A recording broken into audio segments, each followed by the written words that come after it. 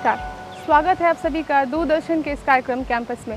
इस कार्यक्रम में हम अलग अलग शिक्षण संस्थानों में जाते हैं, वहाँ के स्टूडेंट्स और फैकल्टी से किसी एक विषय पर बातचीत करते हैं। आज हम आए हुए हैं Indian institute of information technology Ranchi और आज का हमारा विषय है साइबर सिक्योरिटी। प्रौद्योगिकी के बढ़ने से आज लगभग हर फील्ड में इंटरनेट और कंप्यूटर का इस्तेमाल बढ़ गया है।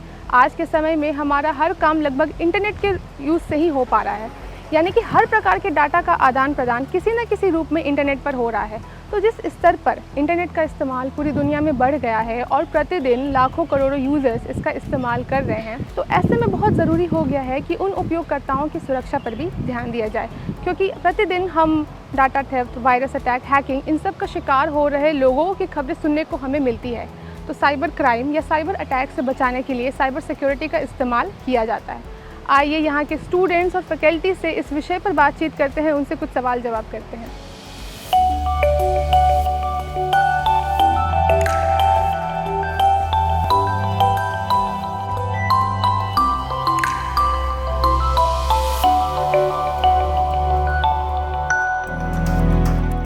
साइबर सिक्योरिटी से आप क्या समझते हैं और अभी के टाइम में ये हमारे लिए क्यों ज़रूरी है? ये साइबर सिक्योरिटी एक तरीका है हमको सेफ गार्ड करने में के लिए जो भी इंटरनेट पे साइबर अटैक्स हो रहे हैं और daily day to day life में हमें पता है आज हम कितना ज़्यादा इंटरनेट की दुनिया से कनेक्टेड हैं और डे बाय डे ये इंटरनेट कनेक्टेड डिवाइसेस बढ़ते जा रहे हैं। वैसे वैसे जो साइबर क्रिमिनल्स हैं उनके लिए एंट्री पॉइंट्स भी बढ़ते जा रहे हैं ताकि वो ज़्यादा से ज़्यादा चीज़ों पे अटैक कर सकें। इसलिए ये ज़रूरी है कि हम साइबर सिक्योरिटी से अवेयर रहें, इससे एजुकेटेड हो, वेल एजुकेटेड हो। और इसको एजुकेट करने के लिए हमें जो भी स्कूल के करिकुलम्स हैं, कॉलेज के करिकुलम्स हैं, इसको इम्प्लीमेंट करना चाहिए। जिससे क्या होगा, जिससे जो स्टूडेंट है वो वेल अवेयर होगा कि जो भी अटैक्स हो रहे हैं उससे हम कैसे बच सकते हैं और इसको अवॉइड कैसे कर सकते हैं। और ख़ासकर कोरोना काल के बाद मोबाइल का, लैपटॉप का यूजेस इतना ज़्यादा बढ़ गया है, हम सब इतना हेविली डिपेंडेंट हो चुके हैं कि छोटे से छोटे काम के लिए, चाहे स्कूल का होमवर्क हो, स्कूल का असाइनमेंट हो, कॉलेज के लेक्चर्स हो, ऑनलाइन लेक्चर्स हो, गेट की तैयारी हो, कोई भी चीज़ का कोचिंग हो, इंडस्ट्री हो, सब कुछ आज ऑनलाइन हो गया। तो इन ऑनलाइन जो चीज़ें ये बढ़ रही है, इनके साथ साथ हमारी जो सिक्योरिटी है वो भी रिस्क पे आती है। सपोज आज सारी ट्रांजैक्शंस ऑनलाइन हो रही है, हमारा बैंक अकाउंट हो, हमारा आधार कार्ड हो, पैन कार्ड हो, आप सब कुछ अपने फ़ोन में सेव रखते हैं। आपसे कोई आधार कार्ड मांगता है, आप अपना फ़ोन निकाल के देते हैं। आपसे कोई ड्राइविंग लाइसेंस मांगता है, आप फ़ोन से शेयर करते हैं।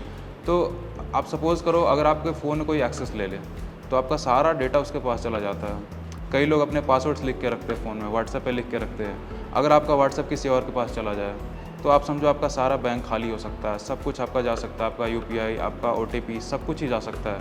तो इन सब चीज़ों के मद्देनज़र रखते हुए साइबर सिक्योरिटी बहुत ही ज़्यादा एक महत्वपूर्ण विषय है आज के ज़माने में और ख़ासकर कोरोना काल के बाद। तो इन सब चीज़ों से बचने के लिए जो हम मेजर्स यूज़ करते हैं, जो हम तरीके अपनाते हैं, उन सब का जोड़ साइबर सिक्योरिटी है। Cyber security it's a protection of computer system and networks from any unauthorized access. Now it also includes implementing various government measures and protection of any cyber security attacks. Now, why it is useful? It is useful because of in many ways, like protection of data, privacy concern, national security. Talking about the national security, we come to the point that last year DRDO scientist named Pradeep Kurulkar had been honey-trapped by a Pakistani intel. Now, such cases should be resolved immediately. Now, talking about the privacy concern, हमने देखा है कि Pegasus के concern आए थे recently, जिसके बारे में हमारे सरकार को भी टारगेट किया गया था। तो ये सब बेसिक मिनिमम लेवल पे रिजॉल्व होने चाहिए। जैसे कभी कभी आपको मैसेज आता है कि आपने इतना गिफ्ट जीत लिया है, आप इस साइट पे क्लिक करिए और आपको रिवॉर्ड मिल जाएगा, या फिर ये आपको रिवॉर्ड मिल चुका है, आप इसको क्लेम कर लीजिए, आप कुछ पैसा दे दीजिए और हम आपको डिलीवर कर देंगे। या फिर आपके जो सोशल अकाउंट्स हैं उनको हैक कर लिया जा रहा है। और इनके विरुद्ध जो हमने अभियान छेड़ा है, इसको हम साइबर सिक्योरिटी बोलते हैं। इसमें हम तरह तरह के मेजर्स अपनाते हैं, जैसे कि मतलब 2 फैक्टर ऑथेंटिकेशन का उपयोग करना, डेटा ब्रीच से बचाना और अवेयरनेस फैलाना। साइबर सिक्योरिटी इन सबको मिला के कहा जाता है।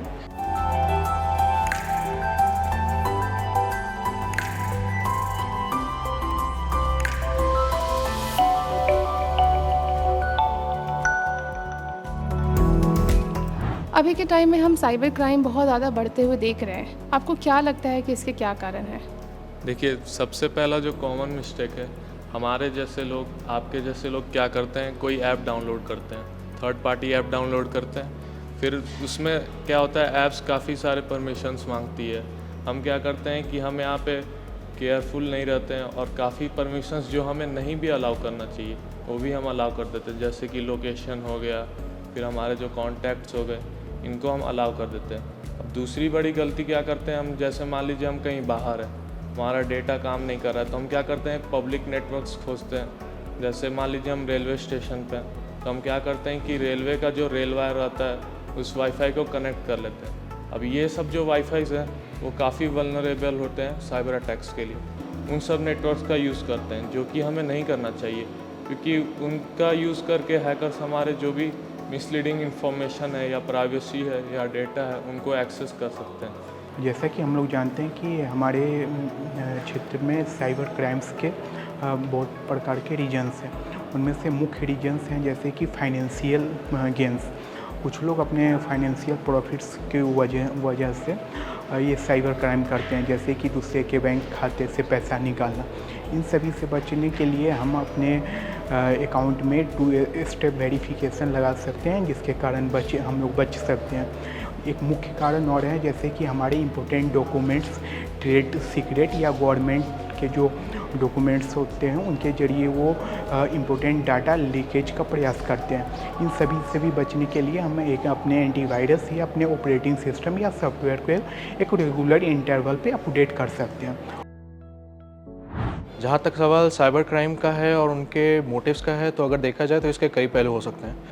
लेकिन अगर विश्व स्तर पर इसका देखा जाए तो ख़ास करके इसका काम जो यूज़ होता है वो एस्पिनाज के लिए ज़्यादा यूज़ होता है। जैसे कि जितनी सीक्रेट सर्विसेज सोसाइटीज़ है अलग अलग देशों के, जैसे इंडिया की रॉ हो गई या फिर यूके की MI5 हो गई और अमेरिका की CIA हो गई, उनको अपने डेटा ट्रांसफ़र्स और अपने चीज़ों को सच पता करने के लिए कई बार साइबर क्राइम्स करने होते हैं। साइबर क्राइम ऐसी चीज़ है जिस पे बहुत अभी सरकार को भी काम करना है और आई गेस कि वो कर भी रही हैं।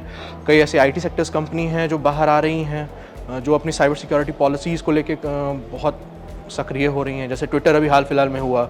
US में आपने देखा होगा कि जितने भी जो सोशल मीडिया कंपनीज़ हैं, जैसे फेसबुक हो गए, टिकटॉक हो गए, ये सारी कंपनीज़ अब धीरे धीरे अपने साइबर सिक्योरिटीज़ की पॉलिसीज़ पे काम बहुत अच्छे तरीके से कर रही हैं कि साइबर क्राइम्स के जो डेटा उसका बढ़ रहा है उसको अब वो कम किया जाए। साइबर क्राइम का जो वर्ल्ड है वो कुछ लेवल्स में ऑपरेट करता है, जहाँ पे सबसे बड़े लेवल पे CIA, MI5 ऐसी एजेंसीज़ बैठी हैं जो कि डेटा ट्रांजैक्शंस को कंट्रोल करना चाहते हैं, और वो धीरे धीरे करके जब नीचे आते हैं सामान्य जन सामान्य में, फिर छोटे छोटे जो मोहरे होते हैं वो उन चीज़ों को अंजाम देते हैं। जैसे SBI का बैंक है, उसका एक कोई मैलिफिशेंट लिंक बना दिया और उसके बाद आपको उसके लिए वो फिश कर रहे हैं ताकि आप उस लिंक पे क्लिक करें और आपका की लॉगर आपके फ़ोन में एक्टिवेट हो जाए, ताकि जो भी आप टाइप करेंगे, जैसे ही आप कोई पासवर्ड टाइप करेंगे वो आपको उनके पास पहुंच जाएगा।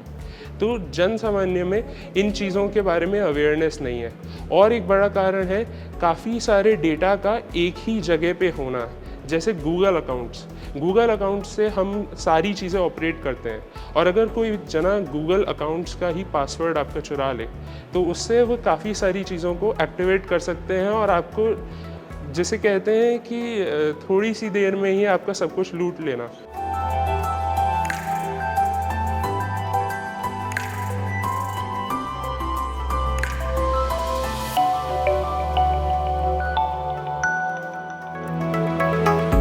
ऐसे कौन कौन से साइबर सिक्योरिटी थ्रेट्स हैं बहुत ही कॉमन जो हम अपने डे टू डे लाइफ में देखते हैं? साइबर सिक्योरिटी के मामले में अभी जो सिनेरियो है, ऐसे हम देख रहे हैं कि जो डाटा लीकेज है वो बहुत ज़्यादा है। और एक इंडिविजुअल के लाइफ में अभी हम देखें तो क्योंकि 5G टेक्नोलॉजी भी आ चुके हैं, तो इसके वजह से जो कॉमन साइबर सिक्योरिटी थ्रेट्स हैं वो हैं पासवर्ड ब्रीच और डाटा लीकेज और हैरेसिंग पीपल, ब्लैकमेलिंग पीपल, तो ये जो सारे थ्रेट्स है ये अभी मोस्ट कॉमन है जो एक इंडिविजुअल फेस करते हैं। तो जो सबसे कॉमन साइबर सिक्योरिटी अटैक होता है जो हमें अपने रोज़मर्रा की ज़िंदगी में देखने के लिए मिलता है वो होता है फ़िशिंग अटैक्स। अब फ़िशिंग अटैक्स में होता क्या है, कई तरह के फ्रॉड ईमेल्स, कई तरह के फ्रॉड वेबसाइट जो आज एग्जिस्ट करते हैं वो हमें कुछ इस तरह के मैसेज भेजेंगे जिससे कि हम मैनिपुलेट हो जाए और कहीं ना कहीं हमारे मन के अंदर एक लोभ आ जाता है, एक लालच आ जाता है कि वो हमें कुछ ऐसी चीज़ें प्रदान कर रहे हैं जो हमें चाहिए और हम उनके झांसे में आ जाते हैं, जिसके तहत हम उस लिंक पे क्लिक करते हैं या उस वेबसाइट के थ्रू कहीं रीडायरेक्ट हो जाते हैं और हम बहुत सारी चीज़ें लूज़ कर बैठते हैं। तो हमें ये नहीं करना चाहिए, हमें देखना चाहिए कि जो उसकी बाउंड्रीज़ है उसी के अंदर हम उस ऐप को रखें, तो कहीं ना कहीं इससे भी हम अपने डेटा को बचा सकते हैं, अपने सारे के सारे निजी चीज़ों को बचा सकते हैं। Due to digitalization, the number of people accessing the internet have grown exponentially, and due to this, more and more people are being susceptible to cyber attacks. Some common cyber attacks include phishing.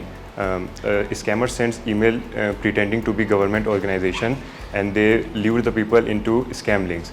And the advantage that they get is that they gain monetary advantage. We leak our credentials. They gain our secret data. And another common threat is that identity threat.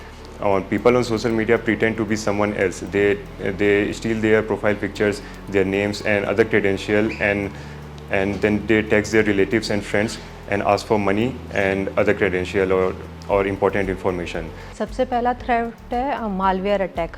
जैसे कि ये third party attack होता है जो हमारे system के अंदर unwantedly घुस जाता है और हमारे जो डाटा है उनको लीक्स करता है, ठीक है।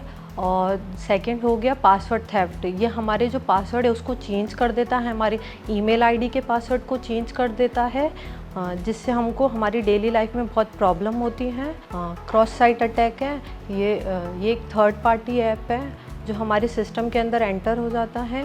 इससे हमको अवेयर रहना चाहिए। इससे हम बचने के लिए हम एंटी मालवेयर इंस्टॉल कर सकते हैं हमारे सिस्टम के अंदर, जो कि हमें अनवांटेड चीज़ों से हमको बचाएगा, हमारे डाटा को लीक नहीं होने देगा। और हमें हमेशा अवेयर रहना चाहिए, किसी भी लिंक को अनवांटेडली क्लिक नहीं करना चाहिए।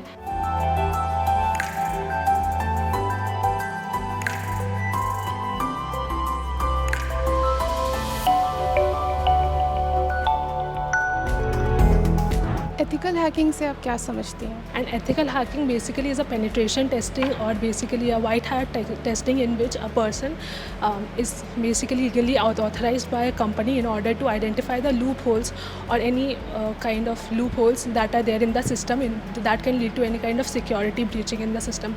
Basically hacking can be of three types: white hat testing, black hat testing and grey hat testing.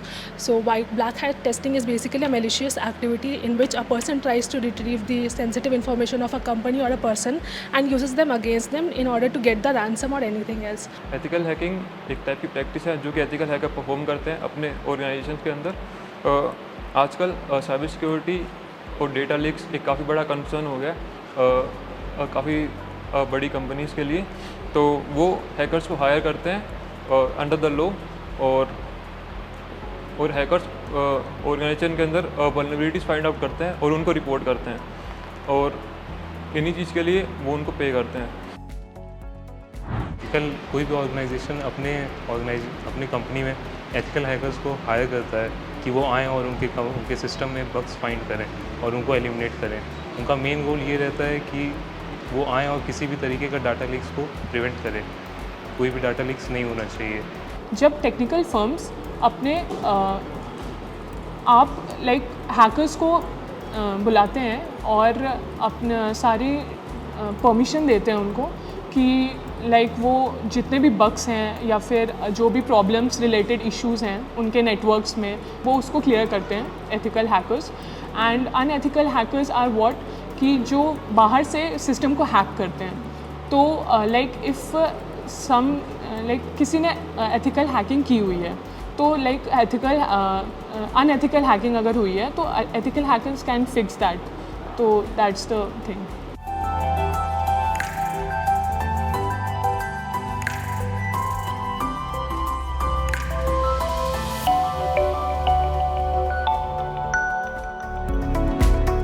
क्या आप अपना कोई पर्सनल एक्सपीरियंस शेयर करना चाहेंगे या फिर अपने आसपास लोगों को आपने देखा होगा जो साइबर अटैक से डील कर रहे हैं? Cyber attacks like in sports, like third party betting apps आ गए हैं जो कॉपी करते हैं दूसरे डेटा, लाइक उनके उसके यूएक्स और डिज़ाइंस को और उसके थ्रू बुद्धू बनाते हैं लोगों को, लाइक वो बेट करते हैं उस पर, वो जीतते भी हैं एंड रिटर्न नहीं होते पैसे, एंड हैकिंग के थ्रू उनका डेटा भी चला जाता है। Yeah, I have one personal experience that in my life with my friend. So my friend is done that. एक दिन उसका text आया था, you send 5,000 within 15 minutes. We will make it in 10,000 and we will send it within 15 minutes.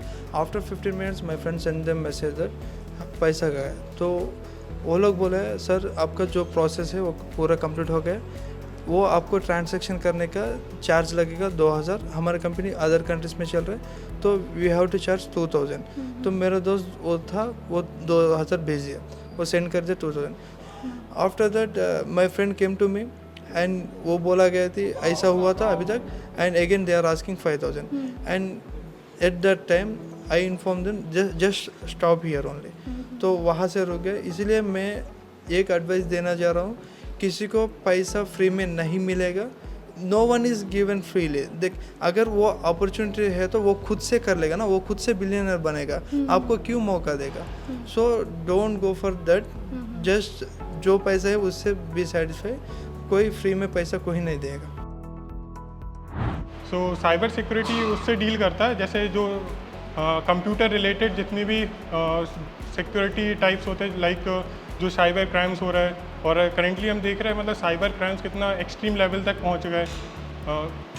जैसे सामने से हमको कई बार ऐसा होता है कि जैसे मान लो किसी बैंक की तरफ से हमारे पास SMS आया, उसमें हमको बोला गया ऑफ़र का लालच दिया, तो उसमें हमसे मेनली स्पाईवेयर कोई डाउनलोड करा देते, तो उससे हमारे फ़ोन का एक्सेस मेनली उसके पास पहुंच जाता। सो हमको इसी को अवॉइड करना है, तो इसी में गवर्नमेंट काफ़ी प्रिकॉशंस ले रही है आज के टाइम पे कि कैसे हम इसको अवॉइड कर सकें। फंसे हुए हैं सब यहाँ, यह है इंटरनेट का माया जाल। फंसे हुए हैं सब यहाँ, यह है इंटरनेट का माया जाल। सच पूछो तो साइबर क्राइम बना हुआ है जी का जंजाल। अलाउ बटन पर क्लिक करते ही हो जाती प्राइवेसी की चोरी। अलाउ बटन पर क्लिक करते ही हो जाती प्राइवेसी की चोरी। एक OTP से खाली हो जाती आपकी बैंक की तिजोरी। एक OTP से खाली हो जाती आपकी बैंक की तिजोरी। साइबर चोरों का लगा हुआ है यहाँ मेला। साइबर चोरों का लगा हुआ है यहाँ मेला। साइबर स्टॉकिंग का यहाँ अलग झमेला। सोशल नेटवर्किंग साइटों पर अफवाह फैलाना अब हुआ आसान। साइबर बुलिंग से ले रही अनगिनत जान। फर्जी बैंकिंग के कॉल अब रोज़ है आते। ऐप डाउनलोड करते ही वायरस बिन बताए चले आते। कैसे सही और सुरक्षित तरीके से इंटरनेट का करे उपयोग, इसी बात का ज्ञान नहीं।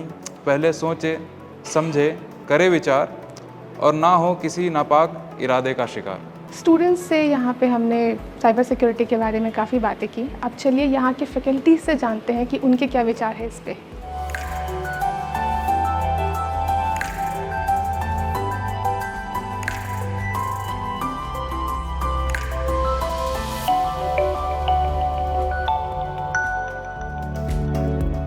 साइबर सिक्योरिटी आजकल बहुत like it's a threat to the society, not only to the personal life, it is also affecting financial sector as well as even in political background also it is affecting a lot.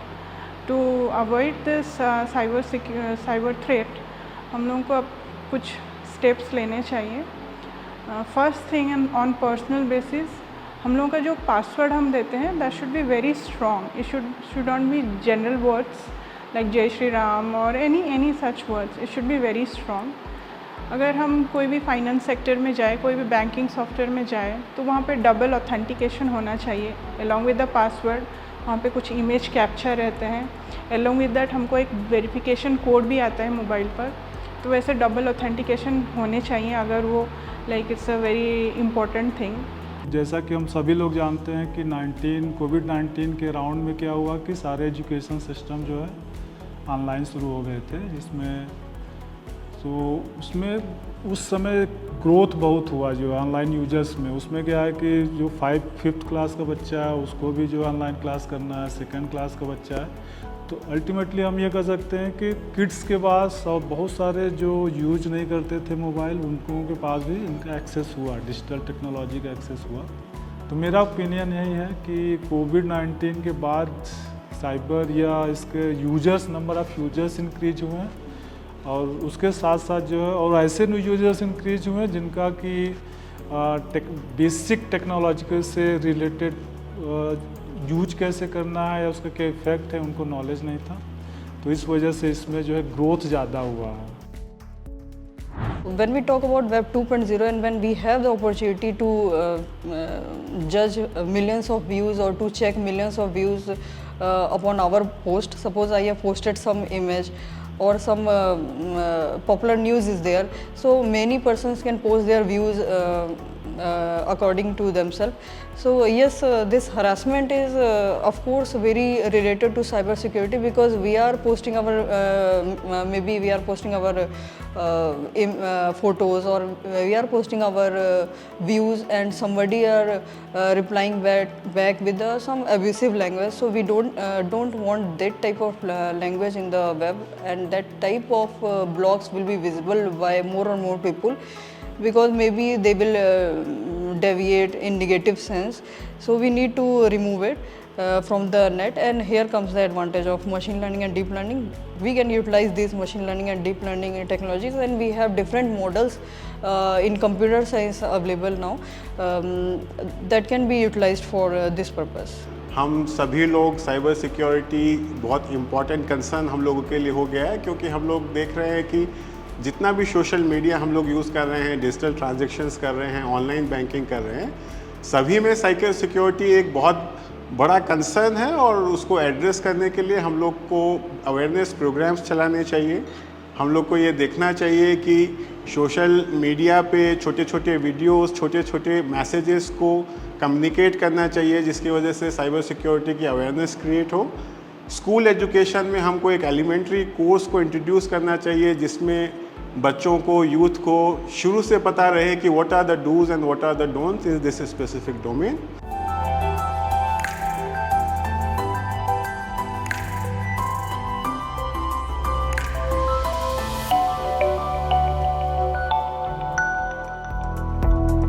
जैसा कि मैंने बताया कि cyber security से ज़्यादा cyber defence की अभी हमें सबसे ज़्यादा ज़रूरत है, और जैसा कि अभी सर्वे भी बता रहा है कि हमें अगले कुछ वर्षों में हमें बहुत ज़्यादा संख्या में हमें साइबर डिफेंस इंजीनियरों की ज़रूरत पड़ेगी। और सबको ऐसा भी विदित है कि भारतवर्ष जो है अभी डिजिटल वर्ल्ड में सब कोई जीना चाह रहे हैं, तो इस दिशा में हमें कदम उठाने की ज़रूरत है। और बच्चे चाहें तो अपना एक कोई डिग्री कोर्स कर सकते हैं, वो कोई ऑनलाइन सर्टिफिकेशन कर सकते हैं, सर्टिफिकेट कोर्स कर सकते हैं, जिससे वो इस बारे में ज़्यादा अवेयरनेस लोगों तक पहुंचा सकें और इस दिशा में वो कदम उठा सकें। देख रहे हैं कि हम लोग साइबर वर्ल्ड में जी रहे हैं और इस साइबर वर्ल्ड के लिए बहुत सारी अलग अलग अपॉर्चुनिटीज़ यहाँ पर अवेलेबल है। हमारा जो यंग जनरेशन है, जो यूथ है, जो युवा है, वो बहुत सारे अलग अलग टेक्नोलॉजी के क्षेत्र में अपने आप को एक्सप्लोर कर सकता है। जैसे कि अभी हमारे पास में जनरेटिव AI सिस्टम आ गए हैं, साथ में हमारे पास में क्लाउड कंप्यूटिंग है, क्योंकि हर एक पर्सन का जो डेटा है वो ऑनलाइन क्लाउड में जा रहा है। उसे सिक्योर करने के लिए हमें नई नई टेक्नोलॉजी की ज़रूरत है। तो generative AI, cloud computing, quantum computing और साथ में हमारे पास में ब्लॉकचेन टेक्नोलॉजी है। इन टेक्नोलॉजीज़ को कंबाइन करके हम हमारे साइबर क्षेत्र को बहुत सुरक्षित बना सकते हैं और युवा इस क्षेत्र में अपने रोजगार को बहुत उन्नत और कौशल लेके आगे बढ़ सकते हैं। कुछ बच्चों को कम्युनिकेट किया इसके बारे में, तो वहाँ से इन्फॉर्मेशन ये मिला कि एक सिमिलर वेबसाइट जो एक महारत्न कंपनी है, कंटेनर कॉरपोरेशन ऑफ इंडिया, उनका एक फेक वेबसाइट क्रिएट किया गया है और वो क्या कर रहे हैं, लोगों को कांटेक्ट कर रहे हैं और एप्लीकेशंस के माध्यम से, एप्लीकेशन फॉर्म का कॉस्ट 1000 अप्रॉक्सीमेट मान लीजिए रहता है, तो मोर देन 1 लाख और 2 लाख स्टूडेंट्स अप्लाई करते हैं उस जॉब के लिए, बट एट द एंड उनको कुछ नहीं मिलता है। तो एक साइबर फ्रॉड का एक नया एस्पेक्ट है। अच्छी डिग्री होने के बाद भी आप फ्रॉड में आज फंस जा रहे हैं। क्यों? क्योंकि जॉब की स्कार्सिटी है और लोग ईज़िली जॉब अचीव करना चाहते हैं। कुछ पैसे लेके वो जॉब आपको ऑफ़र कर रहे हैं, लेकिन फिर फाइनली आपको जॉब नहीं मिलता है। ठीक है। तो वो क्या करते हैं, वो एक फेक वेबसाइट क्रिएट करते हैं। तो कभी भी कोई रिक्रूटमेंट आती है तो प्लीज़ आप अपने सीनियर से बात करें, अपने फ्रेंड्स में बात करें और कुछ टाइम दें, उसके बाद ही उस जॉब के लिए अप्लाई करें, नहीं तो आपका पैसा बर्बाद हो जाएगा। जो फ्रॉडर्स हैं वो काफ़ी अमीर हो जाएंगे आप ही के पैसे से। तो इस बात का आप सबों को ध्यान रखना चाहिए।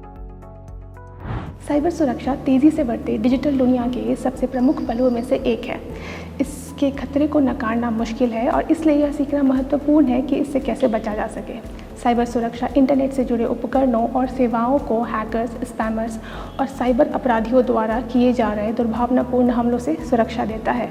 इसमें न केवल हमारे कंप्यूटर और नेटवर्क की सुरक्षा के लिए बल्कि उनमें संग्रहित अमूल्य डेटा की सुरक्षा के लिए अपनाई गई रणनीतियों और विचारों को भी शामिल किया गया है। संक्षेप में कहें तो साइबर सुरक्षा हमारे डिजिटल क्षेत्र का संरक्षक है जो हमारे डेटा की गोपनीयता, अखंडता और उपलब्धता को सुरक्षित रखता है।